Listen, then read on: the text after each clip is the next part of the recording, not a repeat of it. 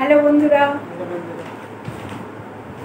আমি এবং আমার ছেলে আবার চলে এসেছি আপনাদের কাছে। আমি শর্মিষ্ঠা, আর আমরা আছি আমাদের চ্যানেল মি অ্যান্ড মমি। আমরা আজকে সম্পূর্ণ অন্য একটা বিষয় নিয়ে আলোচনা করব। তার আগে বলি যে আমরা গতকালের এপিসোডে আলোচনা করেছিলাম যে কিভাবে কালার দিয়ে আমাদের মনোসংযোগটা বাড়ানো যায়, অর্থাৎ বাচ্চাদের যখন তারা পড়তে বসে তার আগে কিভাবে ওখানে কালার পেন্সিল পেপার দিয়ে এঁকে বিভিন্ন রকম মেথডে কনসেন্ট্রেশনটা কিভাবে ঠিক রাখা যায়। তো সেই প্রসঙ্গেই যে কালার দিয়ে যখন আমরা করব তার আগে তো পেন্সিলটাকে ধরতে হবে, কালারটা করতে হবে। তো তার জন্য একটা আই এবং হ্যান্ড কোঅর্ডিনেশন লাগে, দুটোকে একসাথে কাজ করতে হয়। তো সেই কাজ করাটা খুব ইম্পর্ট্যান্ট। তো তার জন্য ছোট ছোট কয়েকটা জিনিস আমাদের, যেমন যেটাকে আমরা ফাইন মোটর স্কিলস বলি, যেগুলো আমরা এই আঙুলগুলোকে কাজে লাগিয়ে করি। যেমন কোনো জিনিস হাত থেকে নিচে পড়ে গেল, ছোট ছোট জিনিস, যেমন দেশলাইয়ের বাক্স যদি হাত থেকে নিচে পড়ে যায় তখন দেশলাইটা ছড়িয়ে গেল, তো এই যে দেশলাইগুলোকে তোলা, তো সেটা কিন্তু ফাইন মোটর স্কিলস, অর্থাৎ একটা একটা করে তোলা। এটা অনেক বাচ্চার পক্ষেই, শুধু স্পেশাল চিলড্রেনদের কথা বলছি না, অনেক সাধারণ বাচ্চার পক্ষেও কিন্তু এটা প্র্যাকটিস করাতে হয় এবং সবসময় সেই ব্যাপারটা নিজে থেকে তৈরি হয় না। সেরকমভাবেই পেন্সিলটা ধরতে গেলেও যে গ্রিপিংটা লাগে, অর্থাৎ আঙুলে যে জোরটা লাগে, সেই জোরটা সবার সমান থাকে না। তার উপরেই কিন্তু হ্যান্ডরাইটিংটা নির্ভর করে। পেন্সিল বা পেনের ওপর আমি কতটা জোর দিচ্ছি, কখন কতটা জোর দেব, তার উপরেই তো আমাদের হ্যান্ড স্কিলসটা নির্ভর করে। এই হ্যান্ড স্কিলসটা এই সমস্ত স্পেশাল বাচ্চাদের একটু কমই থাকে, তো সেটা কিন্তু ট্রেন আপ করে ঠিক করা যায়। যেমন ঋদ্ধিতের ক্ষেত্রে আমরা ছোট থেকেই দেখেছি যে ওর হাতের আঙুলগুলোতে ওর সমস্যা আছে। আঙুলগুলো দেখা যায় যে আঙুলগুলো আছে, আঙুলগুলোর মধ্যে একটু ডিফর্মিটিস আছে। এর ফলে এই ডিফর্মিটিসগুলোকে আমাকে ঠিক করতে হয়েছে। ডাক্তারের কাছে তো আমরা গেছিলামই, কিছু এক্সারসাইজ, এবং তার জন্যই হাতের মাসেলের স্ট্রেংথ, অর্থাৎ এই জায়গাগুলোর স্ট্রেংথ বাড়ানোর কিছু ব্যায়াম। আর হাতের মাসেলের স্ট্রেংথ না যদি বাড়ে তাহলে আঙুলের স্ট্রেংথ বাড়বে না। আঙুলের স্ট্রেংথগুলো বাড়লে তবেই ফাইন মোটর স্কিলসটা কাজ করবে। ফাইন মোটর স্কিলস কাজ করানোর জন্য আমরা তো অকুপেশনাল থেরাপিস্টের কাছে যাই, অবশ্যই তিনি করান। তো এছাড়াও কিছু হোমলি মেথডে রেগুলার বেসিসে আমরা করাতে পারি। অকুপেশনাল থেরাপি তো আমরা সবাই সবসময় করতে পারি না, বা সব দিন গিয়ে, মানে কিছুটা এক্সপেন্সিভ তো বটেই। তো আমরা প্রত্যেক দিনই বাড়িতে কিছু হোমলি মেথডে এটা করাতে পারি এবং তাতে কিন্তু উপকার হয়। মানে আমার ছেলের ক্ষেত্রে আমি উপকার পেয়েছি। ওর কিন্তু ফাইন মোটর স্কিলস একদমই ছিল না, মানে একদমই জিরোই ছিল। তো সেখান থেকে যেটুকু বিল্ড আপ হয়েছে এখনও ওকে করানো হয়। এখনও ওর অনেকগুলো, যেমন জামার বোতাম লাগানো, সেটাও ঠিক মতো পারে না। তারপরে চুল আঁচড়ানো, প্রপারলি যে চুল আঁচড়ানো, যেটা যেদিকে হওয়ার কথা, যেরকমভাবে চুল করার কথা সেভাবে চিরুনি ও ধরতে পারে না। কিছুটা পারে না, মানে প্রপারলি পুরোটা যেটা করা সেটা পারে না। তো সেটা কিন্তু ফাইন মোটর স্কিলস। এবং আমার ধারণা, আমার বিশ্বাস যে এরকমভাবে যদি হোমলি মেথডে আমরা পুরোটা করাতে পারি প্রত্যেক দিন, তাহলে এটা অনেকটা ডেভেলপ করে। মানে আমার ছেলেকে দিয়েই আমি সেই প্রমাণটা পেয়েছি। তো কিভাবে আমরা হোমলি মেথডে যেতে পারি, তার আগে মানে বলতে পারি যে হোমলি মেথড বলতে কিন্তু এক একজনের তো এক এক রকম গ্রিপিংয়ের সমস্যা। খুব সূক্ষ্ম প্রবলেম হলে তার একরকম, আর তার কিছুটা যদি সে পারে তাহলে তার পরের স্টেপে আরেক রকম। তো মোটামুটি ওই গার্ডেনিং করলে, মানে মাটি যদি কোপানো যায়, শিউইং করা যায়, অর্থাৎ সেলাই করা যায়, তারপরে আলাদা ডাফ, মানে আটা মাখা যায়, আটা মাখলে প্রত্যেকটা আঙুল কাজ করে। তো এই ব্যাপারগুলো যদি আমরা প্রত্যেক দিন একটু একটু করে করি, যেমন আটা মাখতে ঋদ্ধিতের ভীষণ আপত্তি, আমি সবটাই অর্ধেক করে দেওয়ার পরেও যদি দেই সে সেটাতে হাত দেবে না। তো সেটা আলাদা আর একটা সমস্যা, যে জলীয় কোনো জিনিসে ও হাত দেবে না। তো এটা আর একটা সমস্যা, তারও কিছু রেমেডিজ আছে, সেটা আমি অন্য এপিসোডে অন্যদিন আলোচনা করব। তো ফাইন মোটর স্কিলের ক্ষেত্রে আমি বাড়িতে যেটা ওকে করিয়ে থাকি, সব হয়তো দেখানো সম্ভব নয় আজকে, তো কয়েকটা আমি ওকে ও করে দেখাচ্ছে। তো বন্ধুরা, তোমরা তোমাদের ক্ষেত্রে, তোমাদের বাচ্চাদের ক্ষেত্রে এটা কাজে লাগাতে পারো, এবং এটা করলে কিন্তু আমি জানি খুব খুব উপকার হবে প্রত্যেকটা বাচ্চারই, মানে সে ছোট হোক বা বড় হোক। স্কিলসের প্রবলেম যদি থাকে, এটা যদি রেগুলার বেসিসে করানো যায় তাহলে খুব উপকার হবে। তো চলো দেখি রিদ্ধিত আমাদের কি কি করে দেখায়। বুড়াই তুই করবি তো আজকে? এখন তাহলে আমরা ফাইন মোটরিংয়ে যেগুলো করি সেগুলো সব তো দেখাতে পারবো না, একটু একটু দেখাই। তাহলে ফার্স্টে তুমি হ্যান্ড এক্সারসাইজটা দেখাও, ঠিক আছে? দাঁড়াও, হ্যান্ড এক্সারসাইজে আমরা কি করি, জলের বোতল নিয়ে করি। তো এ নাও জলের বোতল। তো এই জলের বোতলটা হাতে নিয়ে সোজা সোজা এই পুরো ব্যাপারটা, হ্যাঁ স্ট্রেট করো হাতটা, হ্যাঁ এরমভাবে নিয়ে, এটা 1 লিটার জলের বোতল। 1 2 1 2 1 2, আবার ওই হাতে নিয়ে নাও,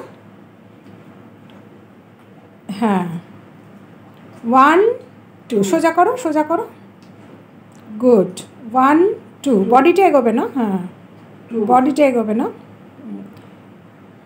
হ্যাঁ এইভাবে একটা হাতে 1 লিটারের বোতল, এরকমভাবে 2 হাতে, হ্যাঁ ওটা আবার ওপর দিকে তোলো, 1 1 করো উপরে, পুরো স্ট্রেট করে দাও উপরে, হ্যাঁ 1 2, আবার 1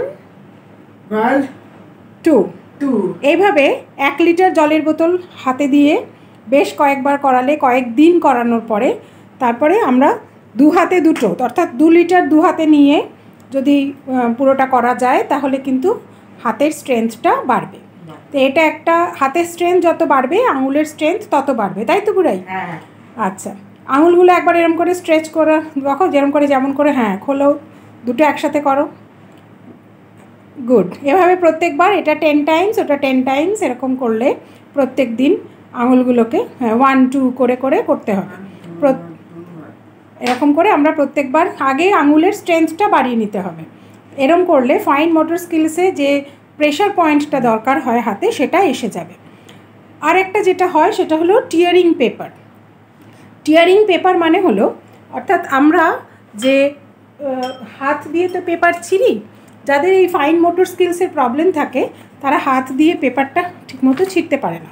যেমন রিদ্ধিত এখন খানিকটা পারে, করছে পুরোটা, পুরোটা ধরে লম্বা করে, আবার আবার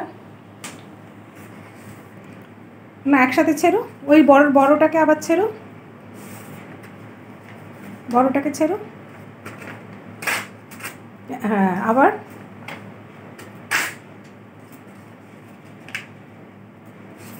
ছেড়ো। আপনারা লক্ষ্য করুন যে আমরা যতটা ছোট ছোট করে একবারে নিয়ে ছিঁড়তে পারি, ওরা কিন্তু সেটা পারছে না, এবং সেটার জন্য যে আঙুলের যতটা প্রেশার দরকার। এবার এই সবগুলোকে একসাথে নাও, সবগুলোকে একসাথে নাও, হ্যাঁ হ্যাঁ নাও, একসাথে নাও, সবকটাকে নিয়ে একসাথে ছেড়ো। এবার একসাথে ছেড়ো দেখি মাঝখান দিয়ে, এটা আর হচ্ছে না, মানে এই পর্যন্ত ওর এখনও হয়নি, সেই ক্ষমতাটা এখনও আঙুলের আসেনি। তাহলে এইগুলো নিয়ে যদি ধরো, এই একটা নাও, এই একটা নিয়ে দেখুন কিন্তু ইজিলি ছিঁড়তে পারছে। যখনই অনেকগুলো এসে যাচ্ছে তখন কিন্তু হচ্ছে না। এবার রেগুলার যদি এটাকে করানো যায় তাহলে আস্তে আস্তে হয়তো 2 পাতা 3টে পাতা একসাথে ও ছিঁড়তে পারবে, তাই তো? আস্তে আস্তে সবটাই পারবে। এবং এগুলো কি করতে হবে, আরও ছোট ছোট বুড়াইয়ের, মানে রিদ্ধিতের একটুতে সমস্যা আছে, সেজন্য এই ফাইন মোটর স্কিলসে ওকে অনেক আস্তে আস্তে আমাকে করাতে হচ্ছে। আচ্ছা, এবার আমরা ওই কাজটা করে ফেলি, এটা টুলটা একটু টেনে নেব, তো দেখানো হলো। এবারে আরেকটা জিনিস যেটা আমরা ফাইন মোটর স্কিলসে করে থাকি, তো এটা হলো এই যে একটা প্লেটের মধ্যে 3টে জিনিস মেশানো আছে, একটা ছোলা, মুড়ি এবং এখানে বুন্দি, 3টে জিনিস মেশানো আছে। তো হাত দিয়ে দিয়ে যখন যেটা বলবো সেটাকে তুলে এখানে রাখতে হবে। তো রিদ্ধির তোলো, মুড়ি তোলো, ফার্স্টে তোলো, আরও কয়েকটা মুড়ি তোলো, মুড়ির সাথে যেন অন্য কিছু চলে না আসে সেটা দেখতে হবে। দেখো বুন্দি চলে এসছে একটা, গুড। এই বুন্দি চলে আসছে। বুন্দি আসছে না। আচ্ছা, এবার ছোলা তোলো দেখি, ছোলা তোলো। ছোলে বুন্দি চলে এলো, ছোলা তোলো। চলে নেই তারপর। আচ্ছা, বুন্দি তুলে নাও। বুন্দি তুলছে, গুড। আরও এই বুন্দির সাথে ছোলা চলে এলো, হবে না তো? নাও করো, এবার ছোলা করো দেখি, ছোলা। কটা ছোলা হলো? 1 2 হলো। এবার 3 4, তারপর কাউন্ট করো। 5 6 7 8 9 10। Very good. তাহলে এইভাবে আলাদা আলাদা করে 3টে করলে আঙুলের একটা মানে আঙুল দিয়ে যেহেতু তুলতে হয় জিনিসটা, একটা ফাইন মোটর স্কিলসটা ডেভেলপ করে এবং সঙ্গে সঙ্গে কাউন্টিংটাও ডেভেলপ করে যে কটা করে আমরা তুলছি। তো এটা কিন্তু খুব ভালো এক্সারসাইজ। এবং ওর যেহেতু ফাইন মোটর স্কিলসে প্রবলেম আছে, সেজন্য আমি একটু বড় যেগুলো সেগুলোকে দিয়েছি, যাদের এইটুকুনি যারা সহজেই তুলতে পারবে। এর পরের স্টেপটাই হলো ধরুন বিভিন্ন রকমের ডাল, সেটা দিয়ে, তাই তো? ডাল দিয়েও আমরা করি মাঝে মধ্যে, একটু আমাদের অসুবিধে হয়, কিন্তু তাও ডাল দিয়ে মুসুরির ডাল, মুগ ডাল আর ছোলার ডাল, 3টে ডালকে আলাদা করা। তো এটা দিয়ে জিনিসটাও চেনা হয়, কটা তুলছে সেটা কাউন্টিংও দেখানো হয়, প্লাস মোটর স্কিলসে হয়। তো তুমি এনজয় করেছো বন্ধুদের দেখানোটা? তো ঋদ্ধির তো আমাদের করে দেখালো, খুব সুন্দর করে করেছে। তো এই যেটুকু দেখালাম, পরের কোনো এপিসোডে আবারও নিশ্চয়ই বাকি কিছু দেখাবো, যেটা দিয়ে এইগুলো আমরা এই ফাইন মোটর স্কিলসকে আমরা আরও উন্নত করতে পারি। তো আশা করি এগুলো তোমাদের কাজে লাগবে। আর যদি ভালো লাগে তাহলে অবশ্যই আমাদের সাথে থেকো, পাশে থেকো।